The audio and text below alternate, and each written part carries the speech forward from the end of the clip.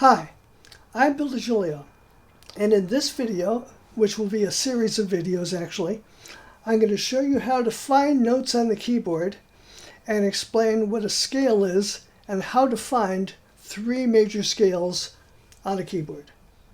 Let's first start by identifying the notes. And again, if this is old hat to you, please bear with it because I want to make sure that everything is covered well, and this will lay the foundation for the next videos to come. Now, any keyboard has combinations of white and black keys, and the pattern is this. The black keys are laid out in groups of 2s and 3s. Now, by finding a group of 2 black keys, the note immediately to the left of that, which is a white key, is the note C. So again, find a group of 2 black keys. The white key immediately to the left of that is a C.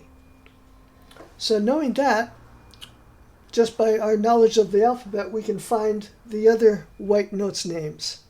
Now the musical alphabet goes from A to G. We don't use H, I, J, etc. Okay? The black keys I'll talk about in a second. But the white key names are the following: C, D, E, F, G, A, B, C. Those are the names of the white keys, and then that pattern continues up through the keyboard for as many keys as you have on your individual piano or keyboard. Now the black keys have a slightly different approach. We name them differently. Oh, before we do that though, let me introduce you to two very necessary terms. We want to talk about the difference between a half step and a whole step in music. Okay, let me describe this. A half step is playing the very next key on the piano, whether it be black or white.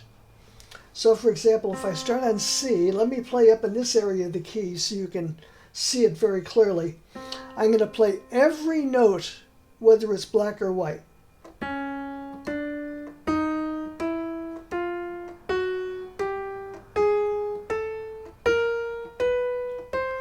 So notice I'm playing what are called half steps.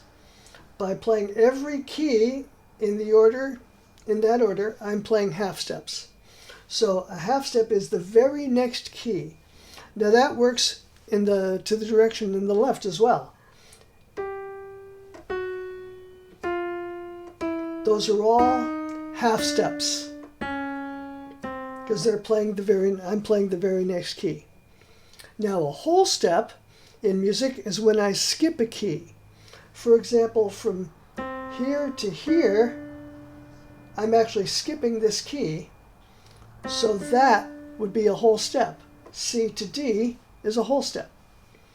From here to here, notice I'm skipping this key, so that's also a whole step.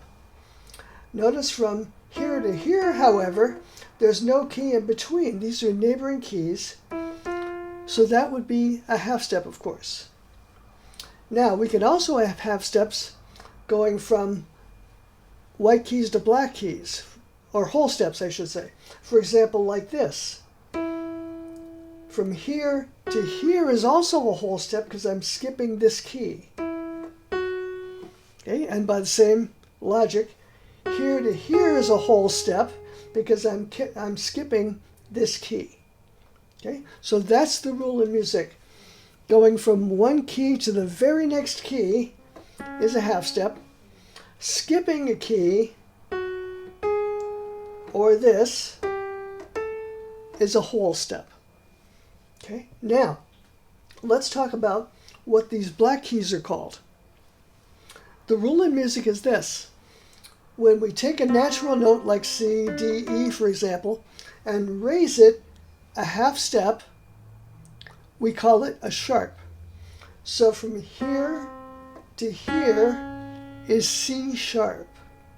Notice we went to the right of the keyboard, and by doing that we make a higher pitch. So we're going from C to C sharp. That's what a sharp is. Let's try it from D. Here's D, D, D, D sharp. Okay, let's start here. This is F, F sharp, G, G sharp, A sharp. Now, we also have something in music called a flat. That's just the opposite. When we start in a natural tone and go a half step to the left or a half step lower, we're playing a flat. For example, this is D. This is D flat. This is E. I'm going down or to the left. That's E flat. This is G. I'm going down a half step. That's G flat. This is A half step down, A flat. This is B, a half step down, B flat. So you've probably noticed, well, some of these notes actually have two names, right? This note could be called C sharp, but also can be called D flat. How do we know which one to use? I'll answer that question in a second, okay? But just notice that some of these piano keys have more than one name depending on the context, which I'll describe in a second. Now that can be the case also for some white notes. Now remember we said this note was C, correct?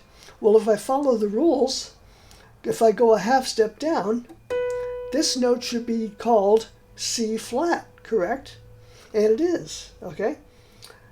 So this note actually has two names. It has B, but it also has the name C flat. And the same with this note. This note is an E, correct? But it's also F flat. So some of these keys are going to have more than one name. Now let's talk about the next topic, which is what's called a major scale. Now, a scale is simply a collection of notes we're going to use to create music. Okay, now, the easiest scale to play and to visualize on the piano is a C major scale. In fact, we've already played it. By playing all the white notes from C up to C, we end up playing a C major scale. C, D, E, F, G, A, B, C. Now, what makes a major scale is the half steps and whole steps and their combination in that scale. For example, notice from C to D is a whole step, D to E is a whole step, E to F is a half step, F to G is a whole step, G to A is a whole step, A to B is a whole step, B to C is a half step. So our major scale pattern or formula is 2 whole steps and a half step, 3 whole steps and a half step. If we follow that pattern, we're guaranteed to get a major scale. Now let's talk about spelling. Remember how I said some notes have more than one name? Okay, well, when we spell a major scale, just like in English there's rules for spelling, okay? Well, in music we have a spelling rule as well. When we spell a scale, we're not allowed to repeat a letter name, and we're not allowed to skip any. We have to use 7 different letters, okay?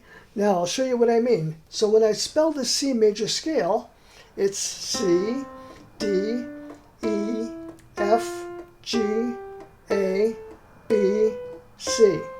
If I called this note C flat, that would be correct, but it would be a spelling error because remember, I'm not allowed to repeat 2 letters.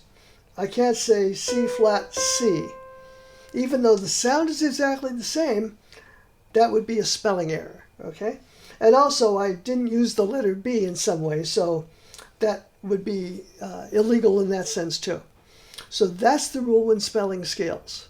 If a note has more than one name, we choose the one that allows us not to repeat any letters and not to skip any. Let's try another major scale and see how that works. Okay, let's start on G, for example, and we're going to follow that same pattern. Okay, again, which is 2 whole steps and a half step, 3 whole steps and a half step. Let's see what happens. Okay, G, whole step, half step. Oh, that's perfect. That's just what we want. Whole step. Now we need a whole step, so we have to skip this note and play this one. Notice it's a black key, and then a half step. So again, starting here, whole step, half step, whole step, half step. That's the formula for the major scale. Now notice, to play that scale properly, we had to use this key. What are we going to call it? F sharp. Because if we called it G flat, of course, we'd be repeating a letter name. And so that's illegal. So the key of G, so to play a G major scale, we have to use one black key, and that black key is F sharp. Now let's try another major scale and see if we can make that work. Same formula. Let's start here. Whole step, half step. So we got to use this key. Whole step, skip that. Whole step, half step. So notice, to play this scale, we had to use this key. This key is, of course, B flat. Now we're going to call it B flat because if we called it A sharp, we'd be repeating that letter, which is not correct. And also we'd be skipping, if we called it A sharp, we'd be skipping the letter B, which is not allowed either. So the spelling again for our scale is, starting with F, G, A, B flat, C, D, E, F. And that's the F major scale. Now let's do a quick review of the 3 scales we learned. Now notice the idea here is not to play these super fast or use these to build finger dexterity. Okay, I'm only using one finger, notice, okay? And that's fine for now. The only goal is to locate these notes on the keyboard and to be able to find these scales, not to be able to play them super fast. Okay, so let's do a quick review here. Let's play all those 3 scales, each of these 3 scales again. Starting C major scale, C, D, E, F, G, A, B, C. Now a good way to practice that would be doing it just like I'm doing it. Play each note and name it out loud. Okay, that will reinforce the letter name, and you're watching the keyboard, so eventually the location of all these notes will start to click in as well. Okay, let's do the G major scale. G, A, B, C, D, E, F sharp, G. Now you can descend as well. Let's try that. Let's start backwards now. G, F sharp, E, D, C, B, A, G. Okay, so notice that scale required F sharp to make it work. Now let's do the F major scale one last time. And remember, this scale requires B flat to make it sound correct. F, G, A, B flat, C, D, E, F. Descending, F, E, D, C, B flat, A, G, F. So that would be a good way to practice those. Just go up and down the scale, naming the notes until the names of them start to lock in.